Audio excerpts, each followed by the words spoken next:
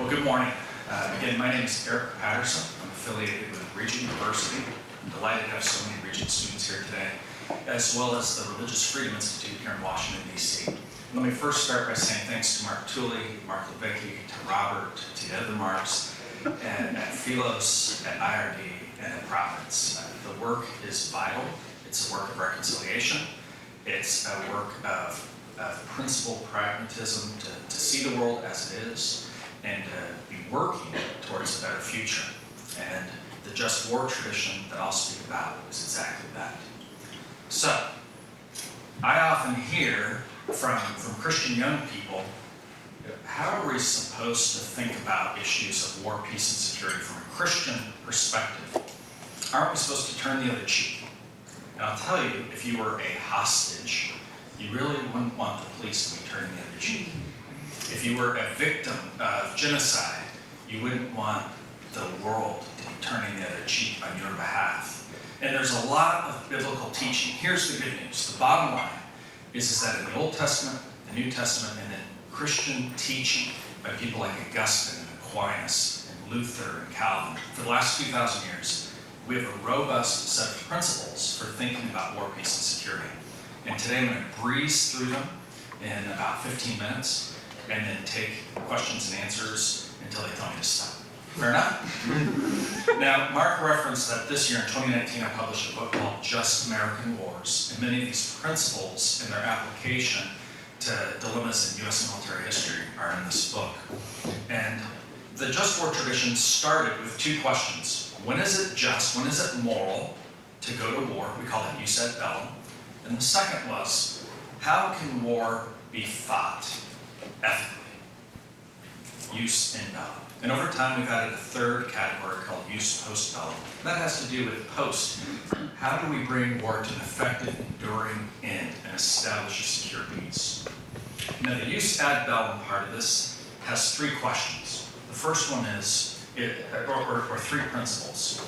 Is the war being fought by a legitimate political authority with a just cause, with right intentions? And these are biblical principles. So let me start with the first one, right authority.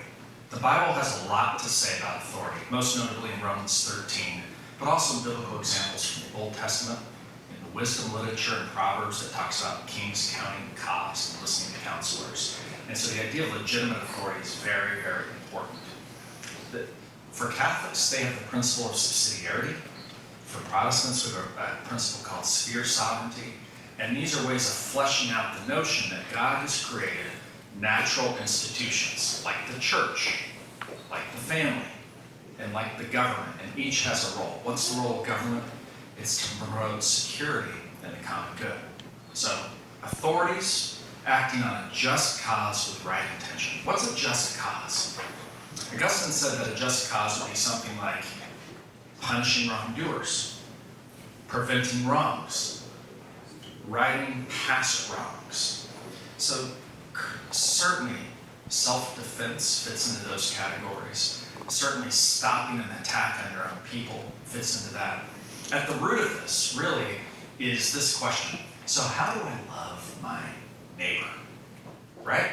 And if my vocation is as a magistrate, as a judge, as a public official, as in law enforcement, as a soldier, if that's my vocation, and our notion of calling is a biblical concept, how do I love my neighbor in my role like that?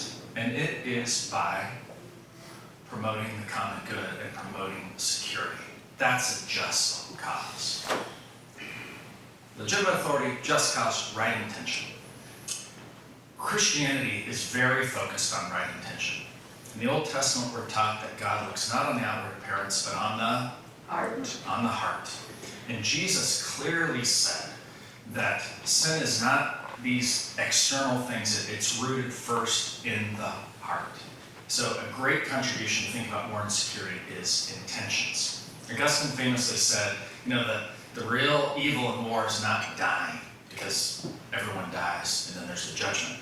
The evil is when it's motivated by rape, lust, vengeance, greed.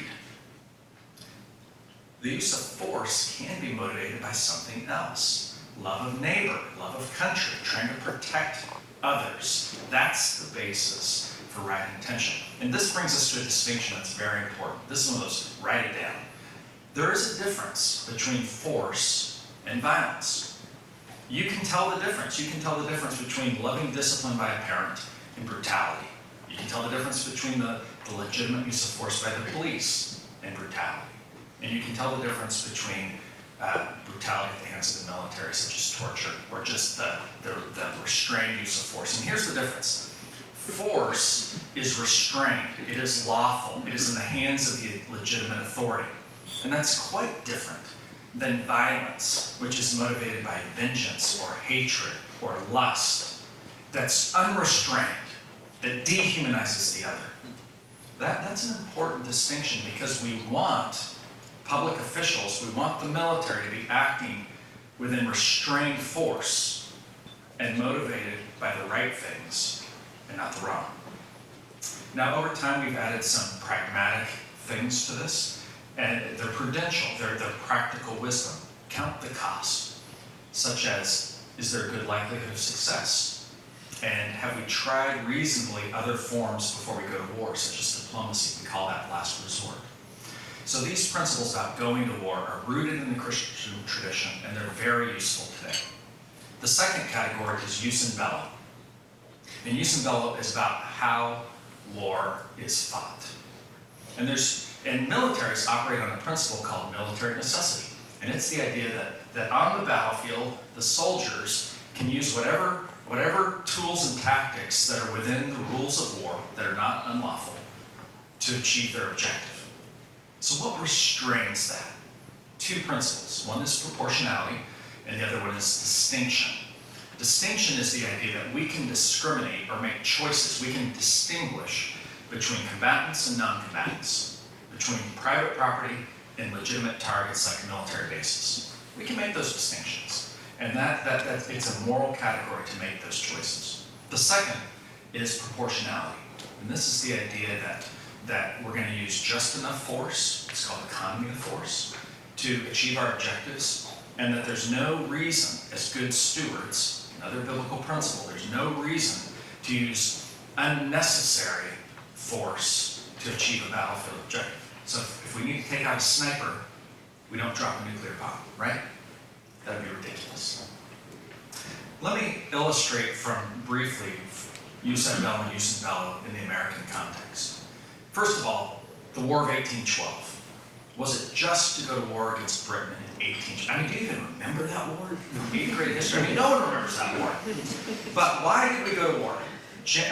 President Madison, in his summer of 1812 war address that prompted Congress to declare war, he said, the United Kingdom is already at war with us by their actions. And what were those actions? First, the British were arming American Indians on the frontier with British weapons, including firearms, because the British wanted to set up an Indian buffer state between the US and Canada. And if you're president and your people are being slaughtered by British weapons, that's a cause for war. Second was that there was an economic, more or less, embargo that had been going on for 10 years that had dramatically hurt US shipping. In fact, in 1807 to 1808, the last year of the Jefferson administration, due to the British and due to bad policies, our international trade dropped by 80%. So it was a devastating economic impact. Third, Britain had been at war with France since 1793, for 19 years off and on. And so the way that they got new sailors, in part, was by impressing them. Remember this? And they had impressed, by 1812, 15,000 Americans. Now, the population back then was 7 million. So do a comparison today. If 729,000 American citizens were impressed into the Chinese Navy today, would we go to war? Yes, we would go to war, right? That is a just cause. So, the legitimate authority, a congressionally authorized declaration of war happened in July of 1812. It was a just cause, largely these three things I mentioned. And the intention was right. The US wasn't trying to take over the British empire or anything. It was trying to defend its own rights and citizens. What about jus in bello? Let me give you a quick example about jus in bello, about how war is fought. Sometimes you hear, and I think it's truly tragic, the phrase, one man's freedom fighter is another man's terrorist, and vice versa. And sometimes people mistakenly or immaturely say that George Washington, therefore, is the moral equivalent of Che Guevara or Osama bin Laden. And that is just wrong. And let me just stiffen your spine on early American history. George Washington had a federal mandate. He had a commission from the Continental Congress. He wore a uniform. He tried to build a modern army out of militias and volunteers. He brought in expertise from the outside that trained them on drills and tactics. And he never countenanced terroristic types of activities. It would have been easy to try to scare off the Tory population. He did not. It would have been easy to try to burn down their homes. And he did not. He didn't try to poison their wells or do any of the kinds of things that would have been terroristic behavior. Now, there were some unconventional aspects to the way that the colonials fought, but they didn't behave in that way. And most importantly, he disciplined his own troops. If they stole, if they raped, if they pillaged, he had them hung. There's a lot to be proud of, and that's the principle of jus in bello in action. Restraining your troops when you're employing force. One conclusion, I've mentioned a third area, jus post bellum, that's been a growth area over the past 20 years, and that is the idea that how do we bring wars to an enduring, satisfactory, secure conclusion? A lot could be said there, but the model that I put forth in a number of books is the idea that you have to build a foundation of order first, stop the bullets, impose order and law, and then you can work towards justice, and over time, in some cases, towards conciliation. Think about the end of the US Civil War in this regard. Lincoln, over time, came to believe he had to smash the South. And he was right, and that's what happened. And then from that position, as he famously said to Generals Grant and Sherman, then we let them up easy. We beat them, then we let them up easy. And there was an element of justice. Many senior Confederate officials went to prison at the immediate end of that war. But the first amnesty happened in December of 1865. And by 1868, the federal government had twice more amnesty than the Confederates who would pledge an allegiance to the United States. Even Jefferson Davis received a pardon by 1868. And so it was an effort towards establishing order by beating them on the battlefield at a level of justice, but then having an eye on the future. Conciliation is that we come to terms with the past so that we can imagine our former adversaries as partners, not our friends, not our family, but partners in a shared future. That's justice at war's end. So with that, I'm happy to take your questions until President Tooley pulls me from that. And would you stand up? Yeah, sure. Tell us who you are, and then ask your question in 2 sentences or less. Okay, so my name is James Nyberg. I'm from Liberty University. So my question is, so in Article 1, Section 8, it mentions that Congress has the authority to punish violations against the law of nations. So I'm asking you, how does this law of nations theory and law of nature theory work with just war theory itself? Perfect. And by the way, this young man, you can have a seat, did exactly what's going to be very courteous to all the speakers for the rest of the day. So please notice the way that he identified himself, and then second, asked a very short, pithy question without giving a speech of his own. Super. That's the model. That's the model. So, well done.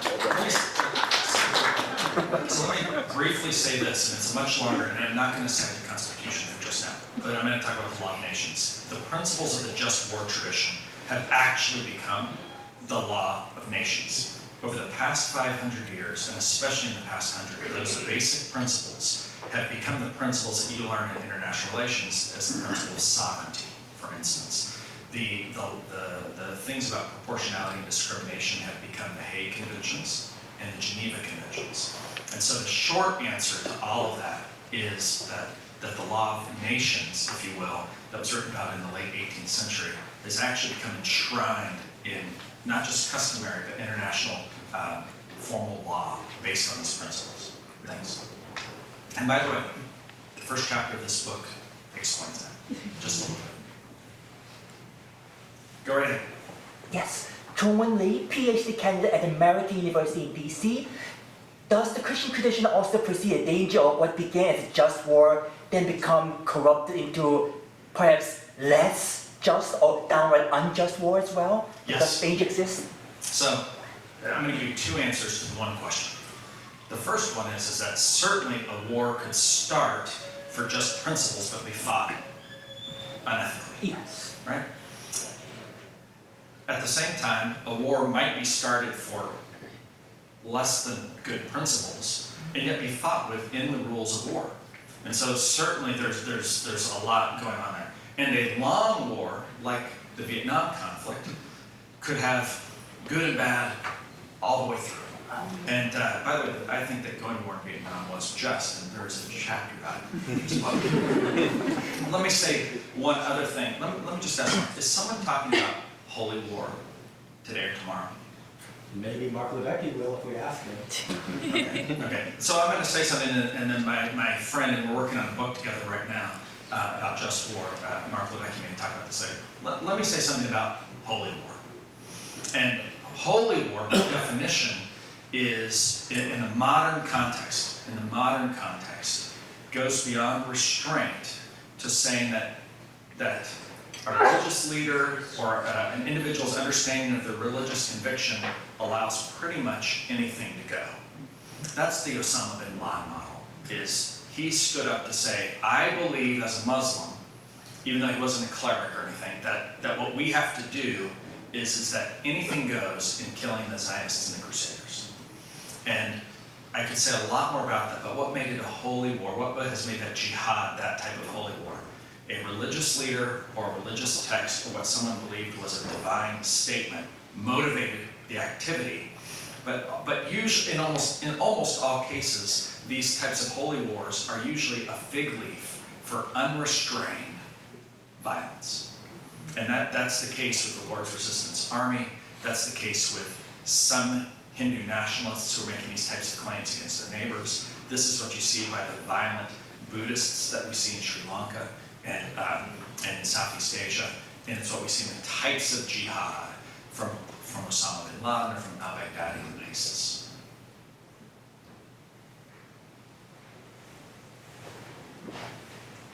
Hello, my name is Andrew Lawson. I'm a PhD student at the Southern Baptist Theological Seminary. And my question is about the relationship, if one exists, between just war theory and the concept of total war. So could actions like Sherman's March to the Sea or the Allied bombing campaign against the Axis be justified in the sense of trying to bring a war to an end quickly, even though you would have much more indiscriminate damage to life and property in that case? Yes. So the question, if you couldn't hear it, was this, is that we sometimes hear this term total war, which means not the narrow battles that happen between two ships in the middle of the ocean, which is a very clinical way of just combatants fighting each other, and not a battle that's two armies in a discrete location like Cannae or Gettysburg, but the larger war that goes against another country's manufacturing enterprises, perhaps its electrical grid, etc., over a long period of time. And can that be just? And the thing that you said in the second part of that is very important. And that is, every war has limits. There's no true total war. In part, it's so hard and it's bad stewardship and it's so expensive to your own side. And you're building a level of enmity with the other side that won't go away for hundreds of years. But that being said, as I talk about this, there's actually quite a good body of research that shows that aggressive campaigns can actually limit destruction and loss of life. I'll give you an example from in here, and that is the battle for Veracruz in 1847. Veracruz in Mexico was the most impregnable citadel in the entire Western Hemisphere. It was built to withstand attacks by armies and pirates, right on the Caribbean coast of Mexico. And so when General Winfield Scott and his army got there, they had to make a choice. do we do a siege that would last for a long period of time, or do we bombard the city? And here's what you should know, and that is, you all know that when you're down on the Gulf Coast or in Central America, you're liable to get malaria or yellow fever or these other diseases before our current time. And so Winfield Scott landed there in March, and he only had about 1 month before he had to get his troops off the Gulf Coast before they were going to be decimated by Yellow Jacket. In fact, a French army who had landed just 30 years before in Haiti had lost 90% of its troops to illness. And so this was in his mind as a military officer. So he told them, you have to surrender unconditionally. The Mexicans said no. They put themselves really in a posture of using human shields, the civilians in the city. Oh, the Americans will never bomb us. There's civilians in here. And Winfield Scott said, bomb. And within 6 days, they surrendered. The English consul at the consulate in Veracruz said this was disgusting. He violated the law of armed conflict. And he probably saved not only his troops' lives, he probably saved a lot of lives, because if he'd done a traditional siege, disease would have broken out on both sides. And more civilians would have died that way. So there's a lot of literature, the bombing campaign in Kosovo in 1999 and others, that robust action can actually limit destruction and suffering. Sir? Gordon Middleton, Patrick Henry College. In our current environment, there is a lot of moralistic tone raised on both sides of the political spectrum with regard to, name your issue, but certainly issues of war and peace as well as tactics.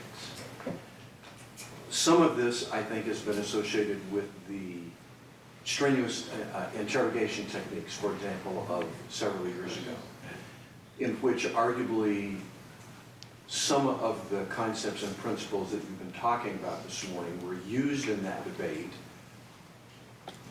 potentially for political ends and purposes as well as positive ends and purposes, shall we say. Two-part question.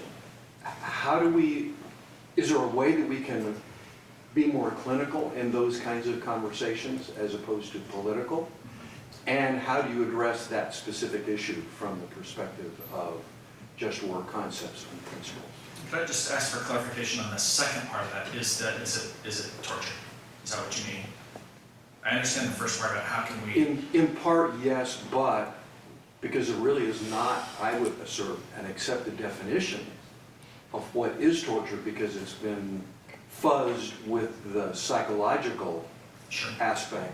I would say yes, but only with that caveat that I'm not sure using just the torture term is adequate. Sure. So I'm going to give an answer to your first question and an answer to a different question to the second.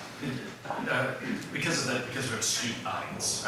And I'm going to be in and out all day, so you guys can catch me in the hallway and ask me questions throughout. I've got to bounce back and forth between here and my other office. But first, the resource of the basic just war framework. Is it moral to go to war, and how war is fought, and these principles about authority, just cause, right intention. That's a very important little catechism that you now have, if you didn't have it before, for having these conversations. And you want to steer people back away from the emotion and say, well, let's just ask the question. Is there a legitimate authority involved here? And what is the cause, and what is the intention? And was there reasonable hope of success, et cetera, et cetera, et cetera, right through.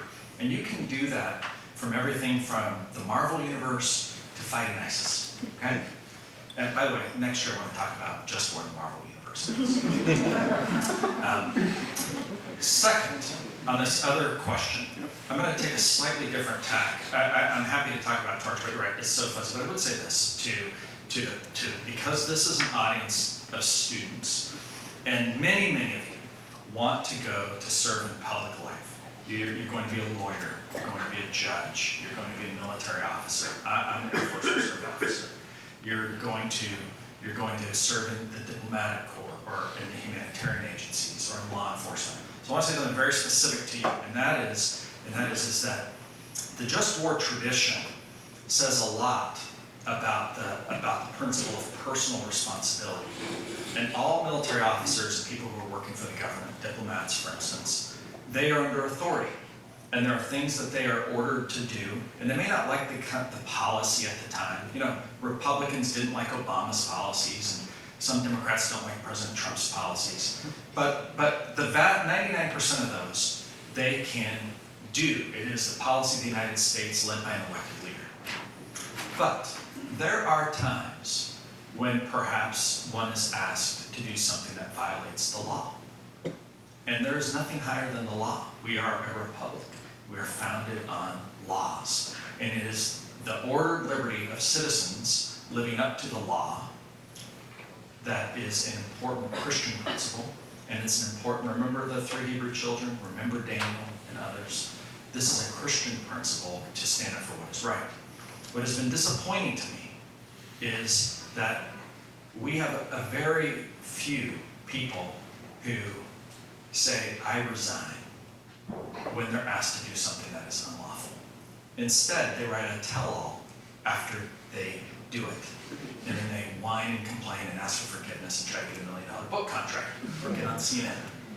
And this is a very important issue. And that is that if it ever comes to the point where you feel that there's a severe violation of what is right, try to change it, but that doesn't mean, just like the prison guards at Auschwitz, that you say, oh, my boss told me to do it. I know it's illegal. I know it's immoral. He told me to do it. I'm going to do it. You know, that's the path of perdition. You do not do that. And the just war tradition stiffens our resolve to remind us, first, that in our vocations, we're first and foremost accountable to God, and second, to the law. And we want to do what's best for our fellow man. And those things are not incompatible. Those 3 things go hand in hand. Well, I think I'm out of time. I'm delighted to be here with you today, and I wish you the best.